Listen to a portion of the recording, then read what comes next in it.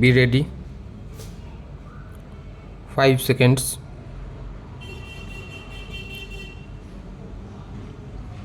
Start. Honorable members, our mothers and sisters always used to save some money for difficult times, but often these savings were spent on daily needs. Today, rupees 88,000 crore deposited in Jan Dhan accounts is a testimony to the changing saving habits. It is only because of the Jan Dhan scheme that wages from Manrega, benefits from different insurance schemes, scholarships, pensions, and most other government benefits are being credited directly into the bank accounts of the poor through DBT.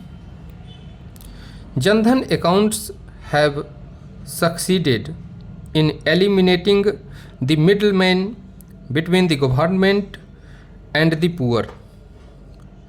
Jan Dhan Yojana is playing an important role in facilitating cost-effective digital transactions in the country through more than 60 crore RuPay debit cards and Bhim app. Similarly, government is bringing banking services closer to the people through the India Post Payments Bank set up in the post offices. As a result, the whole world has taken note of this step towards financial inclusion in India, whereas many social welfare programs were in existence for the past several decades. They had failed to produce the desired impact. The alertness, action-oriented approach, and good intention displayed by my government towards the aspirations and difficulties of citizens have made it possible to bring about large-scale visible changes. While giving a clear majority to my government in 2014, the people of the country had also given a clear mandate to take a strict action against corruption and black money. My government has come down heavily on corruption in the past 4.5 years. Being sensitive to public sentiment, my government has waged a war on corruption and black money from day one and approved constitution of a special investigation team SIT on black money in the very first meeting of the cabinet. Thereafter, government enacted a new and strict law on black money. My government also carried out a campaign against illegally acquired assets in foreign countries. New agreements were signed with several countries known as tax havens, and several other were signed with many other countries to rectify deficiencies in existing agreements. While preventing the flow of black money abroad, my government also launched a major campaign against black money within the country.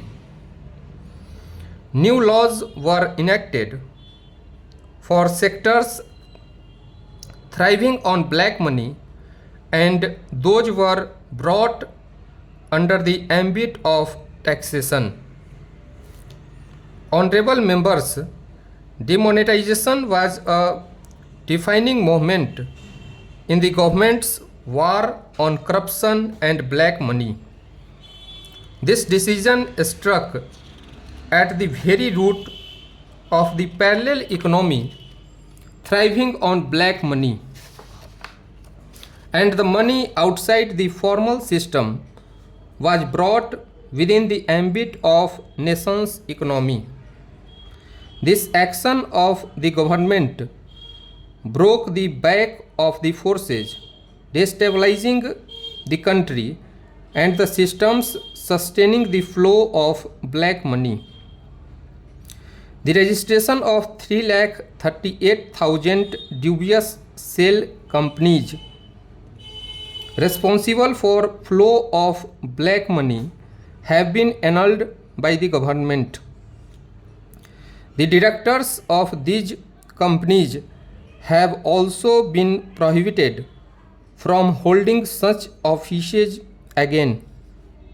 Assets worth more than rupees 50,000 crore are being taken under the Benami Property Act, Prevention of Money Laundering Act, and the Law Against Fugitive Economic Offenders.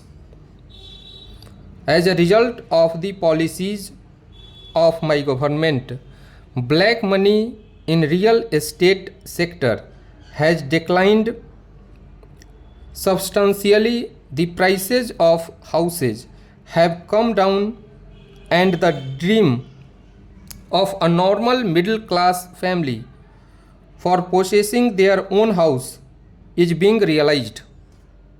I am pleased that on account of these policies of my government, people's trust in the government has increased and there has been a sharp increase in the number of persons paying income tax.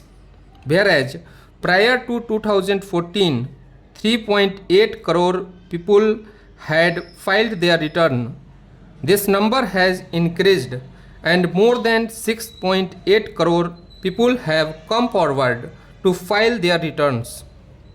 Today, the taxpayer is confident that each paisa contributed by him or her is being spent honestly on nation building. My government believes that corruption and black money constitute a grave injustice towards the honest taxpayer of the country. Corruption always infringes on the rights of some poor or middle class person. The government is relying on application of modern technology to address this situation. As a result of the expansion in direct benefit transfer in the last 4.5 years, more than rupees 6,05,000 crore have been directly transferred to the bank accounts of beneficiaries. Because of this, about rupees 1,10,000 crore have been saved from falling into wrong hands. Government has removed about 8 crore fictitious names which were being used by middlemen to misappropriate the rightful benefits of genuine beneficiaries. In order to build a strong nation, it is imperative that we develop our economy in such a manner that will help our fellow citizens to progress with transparency and honesty. My government developed a transparent system for auction of coal mines and has protected this national resource of the country. Stop.